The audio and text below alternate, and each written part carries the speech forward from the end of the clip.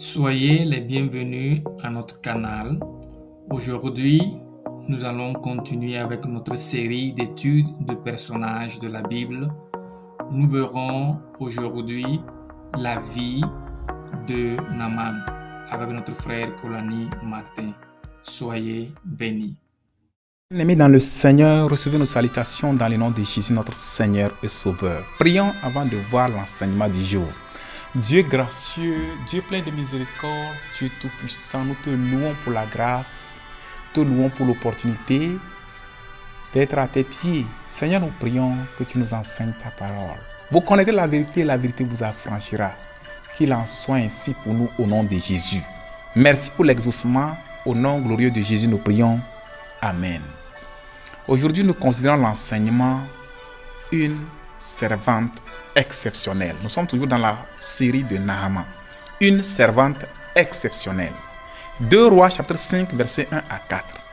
Naaman, chef de l'armée du roi de Syrie, jouissait de la faveur de son maître et d'une grande considération, car c'était par lui que l'Éternel avait délivré les Syriens. Mais cet homme fort et vaillant était lépreux.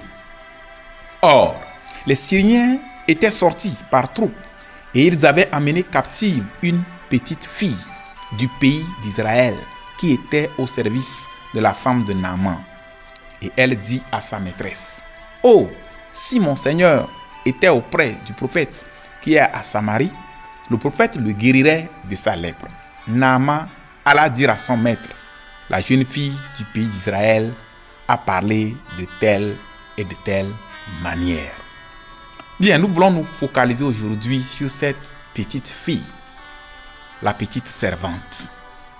La première leçon que nous voyons ici, c'est que bien que l'âge de la petite servante n'ait pas été mentionné, on peut supposer qu'il s'agissait d'une petite fille ou d'une adolescente. Pourquoi la petite servante a-t-elle été choisie pour servir dans la maison de Naaman? Était-ce juste un hasard ou un arrangement divin? Le Dieu omniscient œuvre pour le bien de ses enfants. Cet endroit devait être un lieu privilégié pour la petite captive. Le Seigneur peut nous accorder la faveur de nos ennemis, même dans un pays étranger. Et c'est le cas de la petite servante. Leçon 2 que nous voyons ici, considérant toujours la petite servante. La petite servante n'a pas permis à sa captivité de l'empêcher de servir et de faire confiance à son Seigneur. Elle a conservé sa foi dans ces situations difficiles. Comme elle, nous ne devons pas permettre aux situations négatives ou aux mauvaises conditions de renverser notre foi. Nous devons continuer à avoir les regards sur Jésus en lui faisant confiance tout le temps et tout ira bien pour nous. Hébreux chapitre 12 verset 2 nous dit: ayant les regards sur Jésus, le chef et le consommateur de la foi, qui en vue de la joie qui lui était réservée, a souffert la croix, méprisé l'ignominie et s'est assis à la droite du trône de Dieu. Leçon 3. La petite servante avait une foi inébranlable en Dieu et nous devons aussi avoir ce type de foi. Elle savait que son Dieu pouvait guérir la lèpre qui était incurable à cette époque. Quelle foi forte! Que le Seigneur augmente notre foi. Voyez cette petite fille, elle a vu la lèpre de son maître et elle était sûre que Dieu, son Dieu qu'elle servait, pouvait guérir la lèpre qui était incurable à l'époque. Leçon 4. La proclamation de la bonne nouvelle. Elle a proclamé la bonne nouvelle sans avoir honte de l'évangile, ni craindre d'être ridiculisée. L'apôtre Paul a dit dans Romains 1, 16: car je n'ai point honte de l'évangile. C'est une puissance de Dieu pour le salut de quiconque croit, du juif premièrement, puis du grec. Leçon 5. L'amour de la petite servante. L'amour et la compassion de la petite servante. La petite servante avait l'amour et la compassion pour son maître. Elle ne voulait pas que son maître reste dans cet état pitoyable. Nous devons prier pour que Dieu nous donne de la compassion, de l'amour pour les pécheurs et les captifs du diable. La Bible nous dit de notre Seigneur Jésus-Christ, dans Matthieu 9, versets 36 à 38, voyant la foule, il fut ému de compassion pour elle, parce qu'elle était languissante et abattue, comme des brebis qui n'ont point de berger. Alors, il dit à ses disciples, la moisson est grande, mais il y a peu d'ouvriers. Priez donc le maître de la moisson d'envoyer des ouvriers dans sa moisson. Leçon 6. Nous n'avons ici aucune information sur les parents ni les dirigeants spirituels de cette servante. Mais nous pouvons dire que ce soit les parents ou bien les dirigeants spirituels, que ce soit l'un ou l'autre ou bien les deux combinés, ont joué un grand rôle dans la vie spirituelle de cette petite fille. La Bible nous dit, dans Proverbe 22, verset 6, « Instruis l'enfant selon la voie qu'il doit suivre, et quand il sera vieux, il ne s'en détournera pas. » Leçon 7. Nous remercions vraiment Dieu pour la piété de cette servante. Elle défendait son Dieu, même lorsqu'elle était la seule dans cette maison qu'elle défie. Elle refusa de se taire. Elle proclama la bonne nouvelle. Un miracle se produisit et le nom du Seigneur fut glorifié. Voyez, comme la petite servante, nous devons proclamer partout la bonne nouvelle de notre Seigneur. Leçon 8. Nous n'avons aucune information sur la façon dont la famille de Naaman la traitait. Mais on peut supposer qu'il la traitait très bien. C'est peut-être pour cette raison qu'elle a été émue d'amour pour leur révéler le secret du miracle. Bien-aimés, traitons bien les gens que Dieu met sur notre passage. Imaginez s'il la maltraitait. Est-ce que cette servante aurait ouvert la bouche? Nous ne savons pas par qui Dieu va passer pour nous donner le miracle. Traitons bien les gens. Ne méprisons pas les gens. Leçon 9. La famille de Naaman n'a pas dédaigné la bonne nouvelle de la petite servante.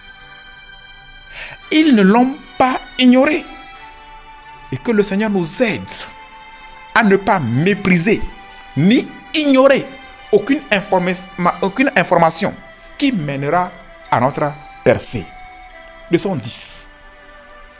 La petite servante devait sûrement avoir un bon comportement pour que la famille de Naaman l'écoute. Si elle était une fille têtue et désobéissante, personne n'aurait prêté attention à ce qu'elle disait. Si nous voulons que notre bonne nouvelle en tant que croyants ait du poids, si nous voulons que les gens acceptent notre évangile et croient en notre Dieu, nous devons avoir un bon comportement.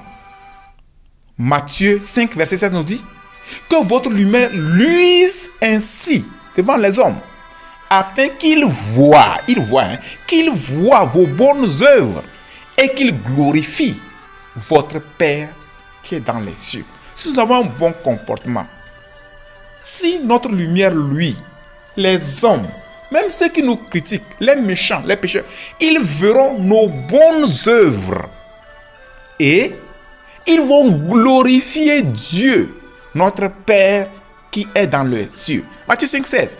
Que votre lumière luise ainsi devant les hommes, afin qu'ils voient vos bonnes œuvres et qu'ils glorifient votre Père qui est dans les cieux. Prions. Demandons au Seigneur de nous placer dans des lieux où nous pourrons aider des multitudes à le servir. Demandons au Seigneur de nous aider à ne jamais mépriser les aides qu'il nous envoie. Demandons au Seigneur de nous aider à proclamer l'évangile en tout temps et en tout lieu. Demandons aussi au Seigneur de nous aider à garder une foi inébranlable, même dans les conditions difficiles. Demandons au Seigneur de nous remplir de compassion pour les pécheurs et les captifs de Satan. Enfin, demandons au Seigneur de susciter davantage de jeunes chrétiens consacrés, comme la petite servante. Prions. Père Céleste, nous te remercions pour la révélation de ta parole. Tu as utilisé cette petite servante pour apporter cette grande délivrance à cet homme. Ô Dieu des cieux, nous nous abandonnons entre tes mains. Nous prions que tu nous aides. Afin que, Seigneur, nous nous soumettions entièrement entre tes mains. Pour que tu nous utilises comme des vases d'honneur pour le salut, la délivrance des multitudes. Au nom de Jésus. Place-nous dans des endroits privilégiés, Seigneur, pour que nous puissions sauver des multitudes.